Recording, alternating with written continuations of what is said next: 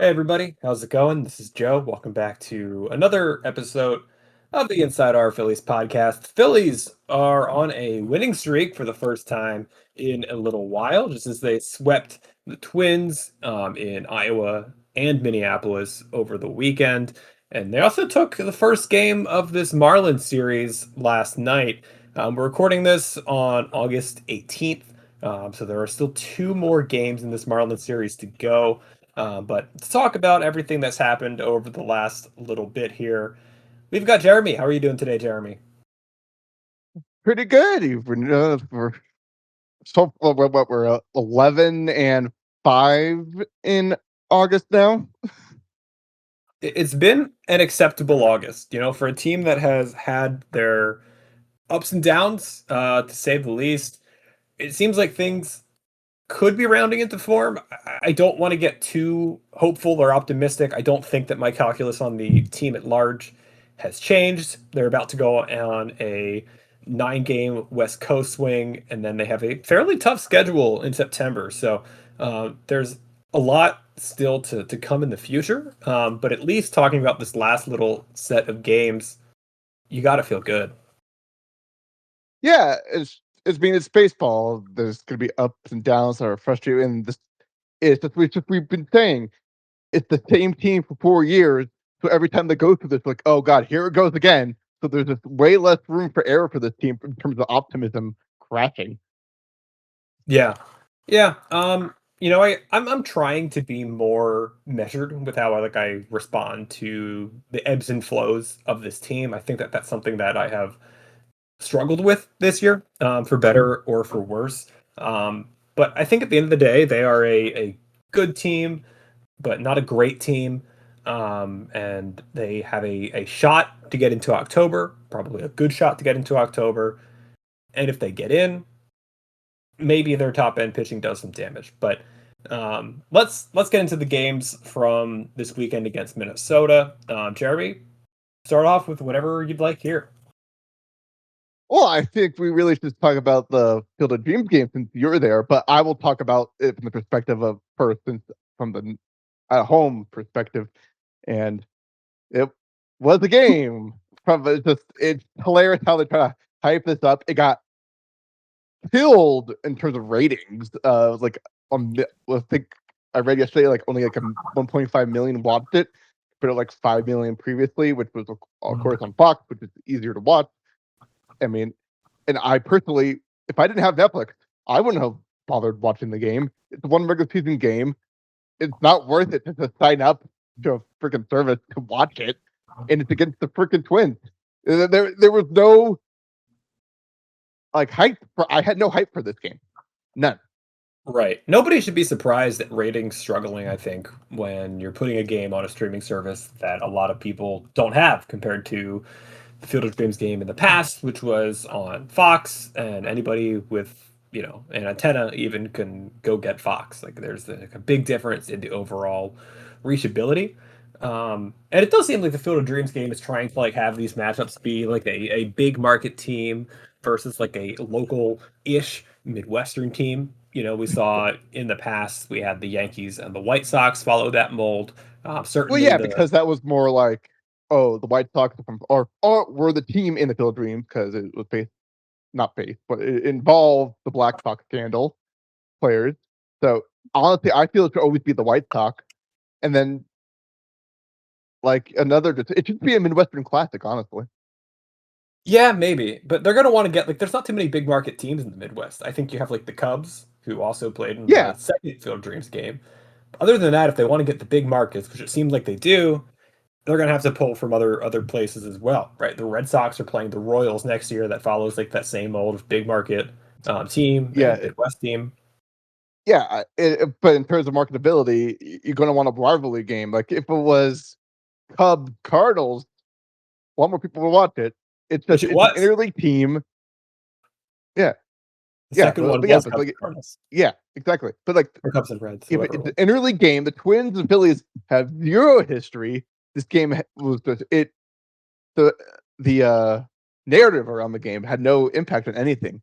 But apparently, Alec Boehm loves playing near corn. And then Apparently, also, Yeah. Also, I just found it hilarious that, yeah, like, on the broadcast, our Pence like, "Oh, this game's about honoring our country, all this our tradition." I'm like, "It's honoring a movie from 1989. What are you talking about?" Yeah. No, And it's a little bit goofy from that perspective. Um, yeah. I will say, Also, it's well, also the last my last point is like it's disgusting. A game, I'm not a movie that talks about Black Sox scandal and what the ads on the walls in a Field of Dreams game is freaking FanDuel's. It's disgusting. It's dishonorable to every. It's tone deaf. sure. I mean, yeah, but that's kind of just the way sports are right now. I don't like it, I but I know, think I have to accept that but that's the you way couldn't that. get any other sponsor for it. Like, come on.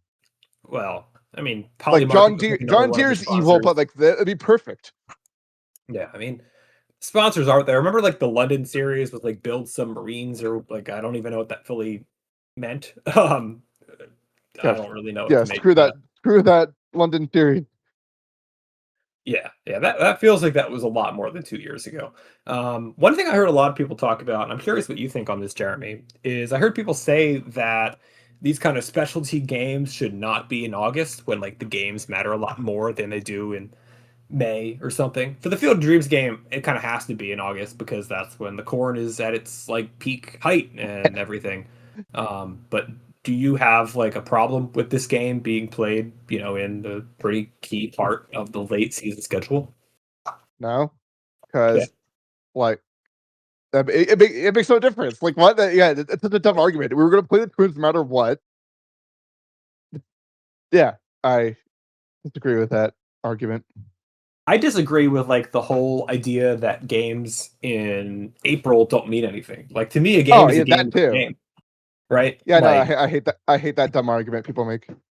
right. I mean, if the Phillies didn't have such a shitty April that really set them behind the eight ball this year, I think we'd be looking at this season quite differently. Instead of being 9-19, if they were, 14-14, all of a sudden they'd Yeah, be really competitive in the division and they'd be a lock almost to make the playoffs. yeah, exactly. I know. It's the same bullshit idea like in football when people complain about oh this call at the end of the game. What about these 5 calls that screwed over the team earlier in the game? Right. Right. There's not like, bonus points that you get for Yeah, winning games late in the season. The Mets have been on a hot yeah. streak recently, but it doesn't fucking matter. Like they're No, still not no, going to make yeah, the playoffs. exactly. Yeah, so that's all up. So and then so yeah, so since you were there, let's talk about your experience, especially since if anyone was paying attention, you were on TV. Yes, yes, I was on TV with my girlfriend Steph. I think it was during like a Bryce Harper at bat early on in the game. It was like yeah, it was like the bottom of the top of the second or something when let Yeah, me yeah, something like let me that. Um, yeah. Like I missed it. I was toiling around on my Steam Deck just because like blah blah blah blah. I, the one time I think it was like the one thing I wasn't paying attention to that time. So of course I missed it. Yeah. I mean, it was a very cool environment. It was the first time I was ever at like a true neutral site baseball game like this. And in my opinion, it was totally worth paying for, even though tickets were expensive. It's in the middle of nowhere, all of that kind of stuff.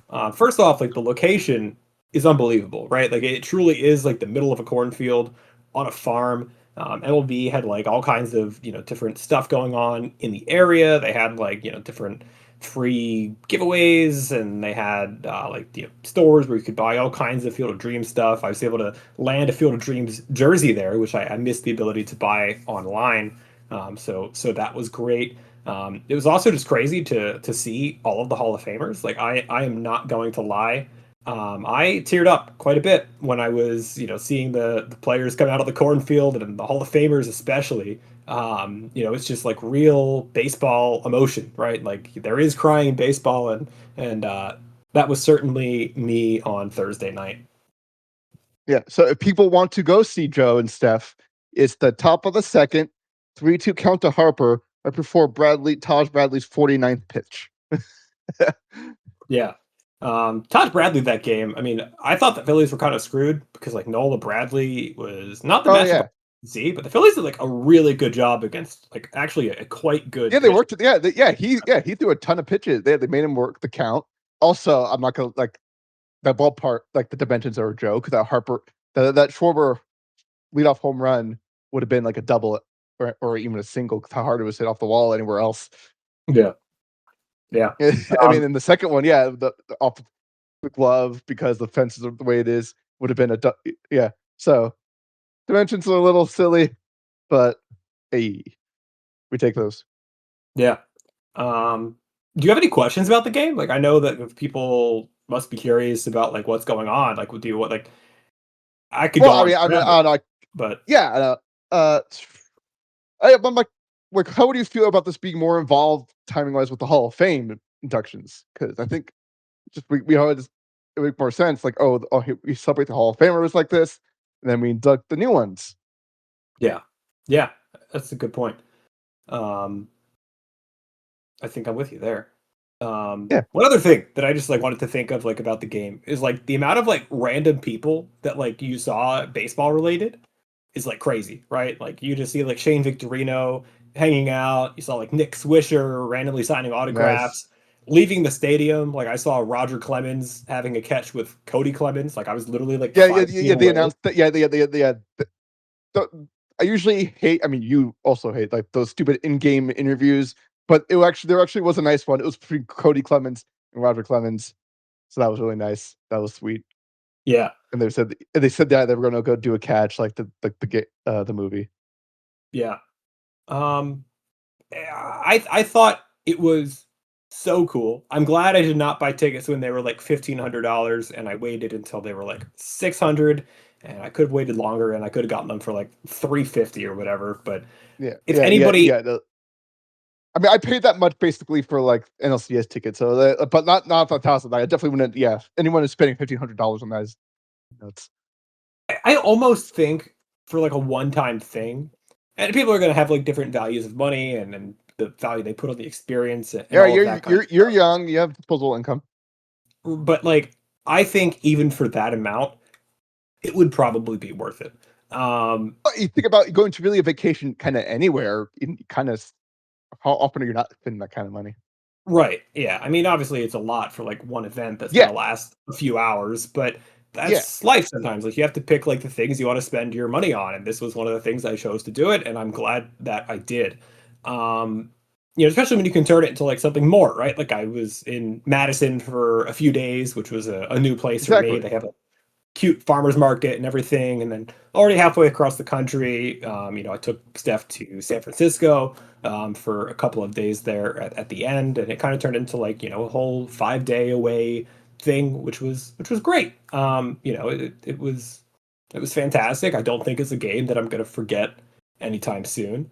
I do think it's a little crazy. There were some Twins fans that were leaving early, and maybe they had to drive back Uh, to Minnesota or something. But like, I don't uh, understand that much. I yeah, mean, yeah, no, yeah. Of all games to not leave early, like an event like that, you don't leave early. The whole point is the event, not just the game. yeah, yeah. Um, Like, yeah, I can't imagine spending that kind of money and leaving early.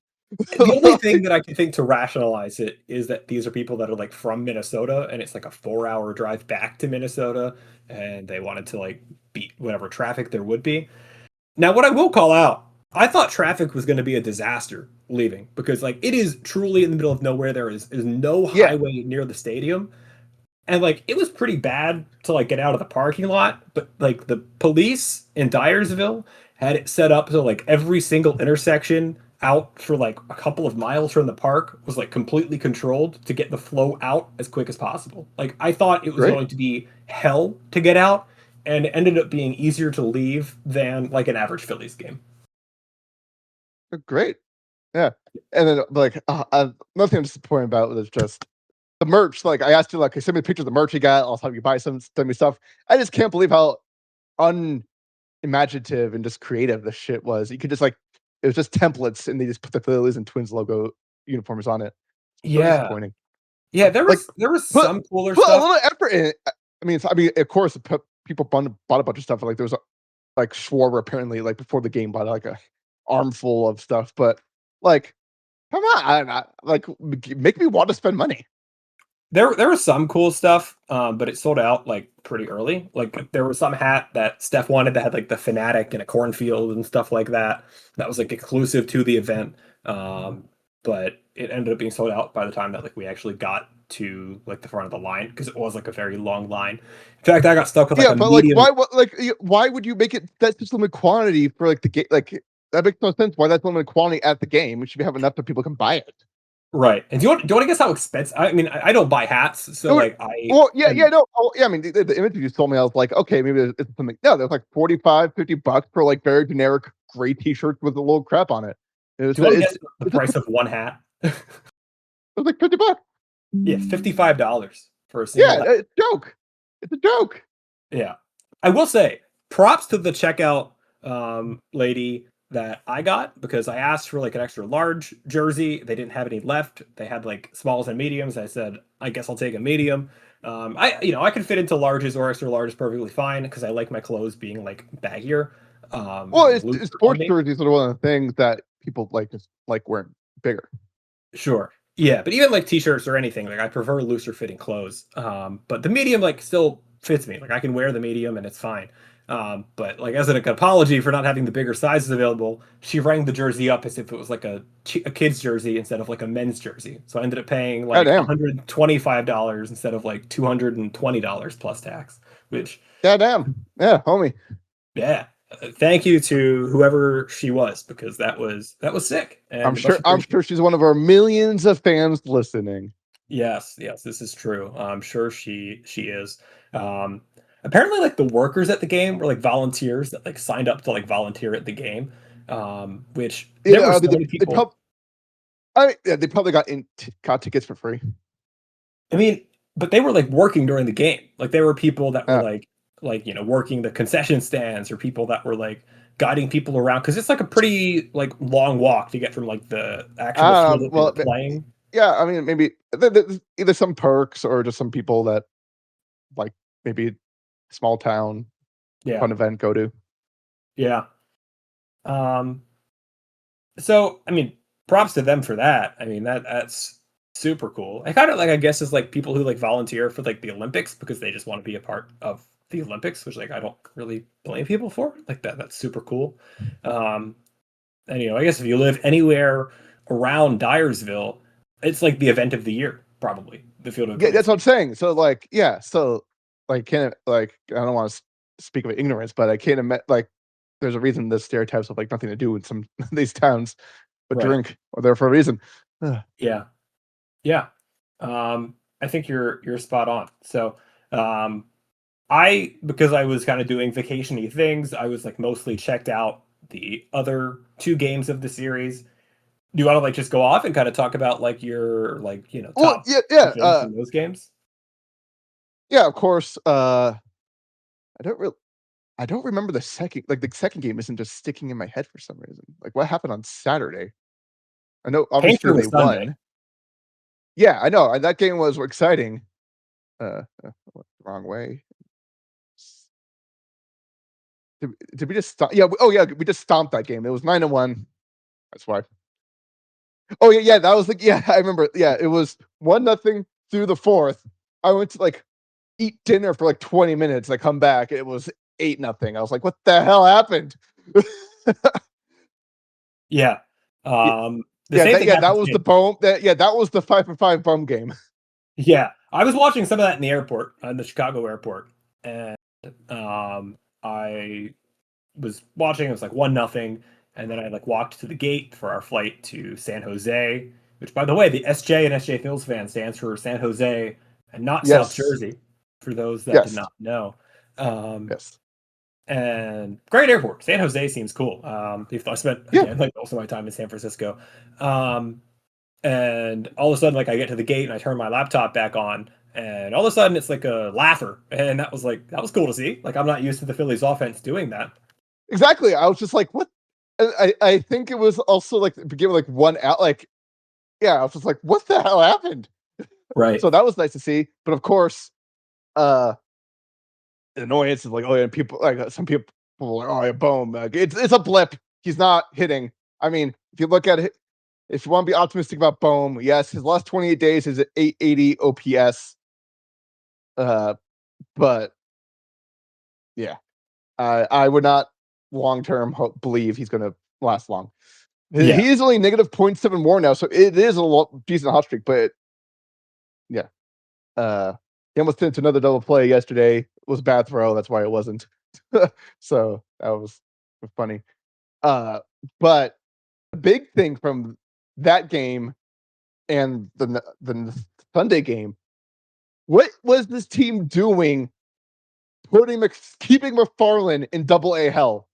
Did you watch him actually pitch? Go back and watch? I did go back and watch. I mean, the stuff Yeah. is there. Like, it flashes. Yeah, I know.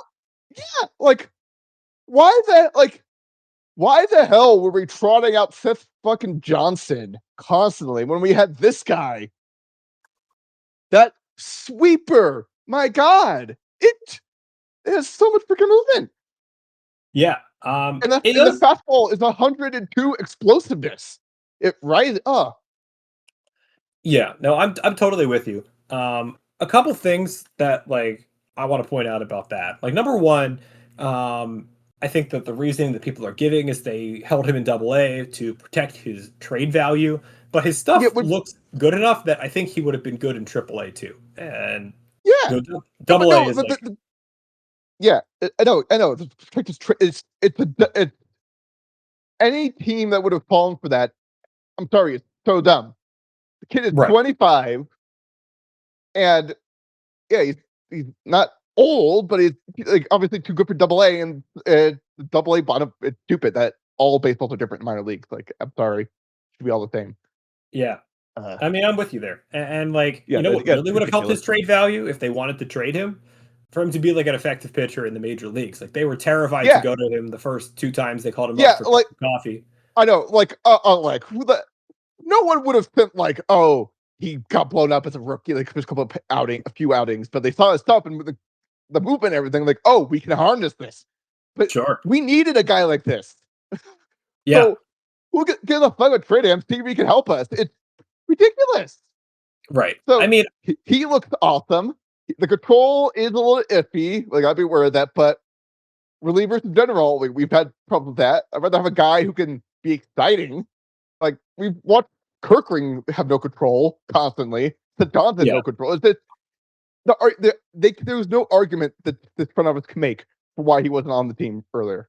I'm glad I he is agree. now, but it's absolutely ludicrous and malpractice for the team. Yeah. When we needed relievers. Yeah. Um I can't disagree with that at all. I think that it's just like very, very questionable the way that they've handled this.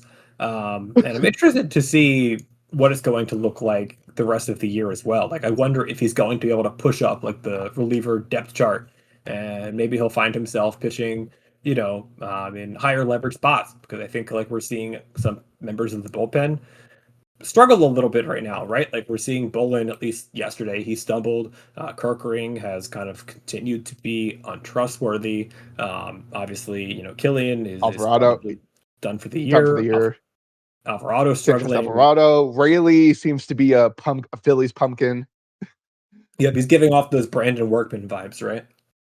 Or Aaron Lupa. Just all those Darren Robertson vibes. It's just like guy comes to Philly and just can't do anything. Yeah. Ugh. Yeah. So, like that's one of the reasons why this still feels tenuous, right? Like regardless of like how the team is like performing on paper, and even though the bullpen on paper is like one of the better bullpens in the majors, I know certain rankings have them as like the number one bullpen, which is kind of wild to me. It just makes it hard to like fully trust this team and say like yes, like they're going to make the playoffs because like I can't say that with 100% certainty. Even though the way that they've been performing is good. Yeah, and I mean this the Rayleigh trade. Luke Gabrish in 2 starts and for the Mets high A ball, 8 innings, 2 walks, 15 strikeouts. Yeah, So 6'3", 200 right. Yeah, so that would suck to bite us. right. You've talked a little bit about the whole Alec Boehm hot streak and how Yeah, real he won us the game on Sunday. Like we were down 5. Like we talked about Painter. Yeah, Painter blew up in the first inning, but he was solid the rest after that. So that was a good from a standpoint of not blow like earlier in the year. I feel that would have spiraled him when I got into 5 innings. But the yeah, team came back. They fought. Boehm hit a 3-run home run off the pole. right. I Yeah. I have like a weird thing that I want to point out, and this is going to get nerdy with the whole Painter started because I know a lot of people are saying like, oh, like some of the Stuff Plus models had him as like the best pitcher of the day by Stuff Plus with like a 111 Stuff Plus rating. My question to that is like, how is like a 111 the highest Stuff Plus? Because like the standard deviation for Stuff Plus is supposed to be 10. I mean, So who else? you're telling me like the Well, best pitcher that day was one standard deviation above average? Like, and I've seen that a you have lot to. with Stuff Plus, where like there's not Well, yeah, that much I know, but the deviation. thing you got to remember is it's of the day. Who pitched that day? I don't know. Sure, sure. Like, Yeah. what if they're all like, what if they're everyone else was the Jeff Suppan type? Like, Let's get that list up here. But this is more just like a thing that I've seen in I general, know, where like Stuff Plus I seems to, know, like yeah, but forget the stuff plot like that crap. But like, the encouraging numbers are fastball whiff rate was 27%, so that's huge. The vertical break was really good, and so if you take out the first inning of Painter's starts, he's got like a 2 something ERA. So sure. he's Here got to figure out those first inning lows. here were some of the other pitchers on Sunday, by the way. So you had Painter, you had Freddie Peralta, you had Dylan Cease, Yuri Perez, Tariq Skubal, Christian Scott, Lake Bashar, Trevor Rogers, Blade Tidwell, and Edward Cabrera. Those were your top 10 in Stuff Plus on that Sunday, at least by the model that I'm seeing most people list, which is the TJ Stats one. Yeah, I mean, yeah. It's just like the highest I'm seeing for like any pitch of these 10 pitchers is Andrew Painter's 116 on his ST, which I'm completely breaking. What would an ST be? Sweeper? Is ST a sweeper if SL is slider? It's got to be, right? Andrew Painter's sweeper I does look guess. okay. So, like, you're Yeah, I telling know, but me of I know. all of the pitches that each of these 10 guys throw, that something that's like 1.5 standard deviations better than average is the best. Whether these guys are throwing Yeah, like, some of these like advanced statistics are like whatever scouting departments. Those are more for scouting departments. And it's so dumb. yeah, yeah. But I mean, the big takeaway is he didn't falter. And he's been really good outside the first inning since he's come back up. It's looking things are looking positively Painter for the future, which is very good. Right. His I'm fastball, with you. yeah, his fastball is way better. That's the key thing. So he's getting swing. So yeah, so we've solidified this and Nola solidified like our 4 and 5 starters are we got them. We lucked out. They lucked out that Painter was able to like to stabilize like this. They lucked out. It was all bullcrap. They're like, oh, one start, we're trusting him, but they lucked out. You got to give credit to the pitching development that we have. They were able to right the ship a little bit. Yeah. No, I'm with you there. I think any inning that you can kind of take away from the bullpen to keep them fresh, I think is important right now. And if like Nola and Painter can both be the way that they have been in their last couple turns through the rotation, I think that there is no reason to be super pessimistic about this rotation. I think it is good enough. Yeah. And then, yes. Yeah. Okay. So, but some fun stats now I want to throw out. I mean, we won. Yes, the Phillies won yesterday. Bolin got 2 outs and then blew up, and so we had to use Duran, who probably isn't available now today. So, fingers crossed that. It's just so annoying. You get 2 outs, you can't throw strikes. Throw it down the goddamn middle. Yeah. But The so the Duran thing, positive I was things. surprised they went to him yesterday. Yeah, like I know. I didn't I was after too. pitching 30 pitches Well, on Sunday. I was surprised. Yeah, yeah, exactly. So he's definitely not available today. I can pretty much get to that first. So, Right. but some fun positive stuff that's been going on. Uh, the top two on base percentages since Arise has joined the team in major leagues are. Did I lose it already? Well, Harper and uh, Stott, both over 500 OPS, not OPS, on base percentage. Harper is walking at an insane clip since Arise got here, which is great. And then Yep. Stott has been just super solid since June 1st. And I want to say think it's pretty funny. We're having like the fourth straight year of like, oh, Bryson Stott hasn't rise. He's been so great lately. We just have to accept it. Bryson Stott cannot hit in April and May. This is like the fourth straight year. And every year we got like, oh my God, he made the adjustments, second half, period for next year. He's not going to be good in April and May next season. Or if there is baits, but he just won't be. You got to accept that. Yeah. So are you telling me you think like the Stott thing is more real and that the Bohm thing is less real? Yes, very much so. We've seen this multiple times. Talk to be a consistent player for the latter half of the season, 4 straight years. So I don't know where this narrative of like how he's figured out now is. He's a slow starter. That's all there is to it. Yeah. Yeah. Yeah. Harper's on base is 532 since August 4th. That's insane. You know, And that's Stott's is what you need from 508. him sometimes. Like you need It your is. stars to carry you sometimes. Do I think it's going to last? Of course, I don't think it's going to have like a OBP in the Well, eventually they're going to start throwing strikes. Hopefully. Yeah. So good to see. And Good to see. And yeah, we'll see what happens with the and on rest of the minor league side, today is the last day of like the DSL. So assuming Renteria doesn't play, he's going to finish 53 games. I sent you the stat line right before this. Did you read it? I did. Yeah. Saw this earlier Yeah. on Twitter as well. Yeah. I mean, Yeah. So yeah, see, batting 379, base 470, slugging 682 for a 1.152 OPS, 9 doubles, 9 triples, 11 home runs, 55 RBIs, whatever, 36 strikeouts, 34 walks, and 24 out of 28 stolen bases. yeah. I think he might be our number one. I think he might be our number one prospect. What are your thoughts? Yeah. I mean, considering all of the questions around, Miller, I think he's got to be at least the number one hitting prospect. And I don't think that like Gage Wood or anybody else are like blowing your socks off. They might be Well, effective, but I don't think they're say gonna. this: someone asks you for Gage Wood or Renteria, who are you trading? I mean, Wood. I think the ceiling Exactly. is like so much less. Exactly. Yeah, this kid's 17, and for the love of God, he is not Edgar Renteria's son. That was one shitty Sports Illustrated article, which is AI. Like Sports Illustrated is basically AI bullcrap now. They've gone And so downhill.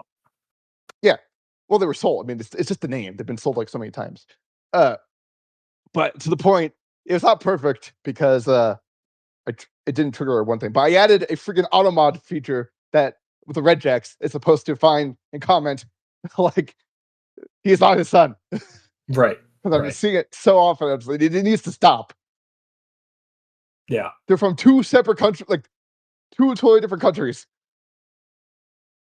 Yeah. I think it's about time that the Phillies have like a big time international player. I feel like the Phillies have like never had one. But like I will take our like Ronald Javier Abreu. Acuna. I mean, yeah, but that was long enough ago at this point that it's like kind of faded out of memory. You said never. You said never. You're true. You're right. I did say never. But we lucked into him. Kevin, yeah, Kevin Stalker for Bobby Abreu after the Double Rays dropped him in the expansion draft. Like, yeah. So Yeah. we didn't develop him. We got lucky with Bobby Abreu. Yeah. All right. Well, I don't know how much more I have for today, Jeremy, and honestly, I don't know how much my voice could hold on as well. So, do you have anything else for the day today? No, let's win today, could we win the series, and that should bury the Marlins. All right, let's do it. Yeah, I mean, you don't want the Marlins to win the next two games in this series and then start to like sneak back a little bit in the wild card race. That's like I think the Well, yeah, last thing. just build this momentum. Can we get 5 in a row? Like, can we get halfway to 10? Like, come on. Can we get Yeah. a full turn in the rotation for once and win?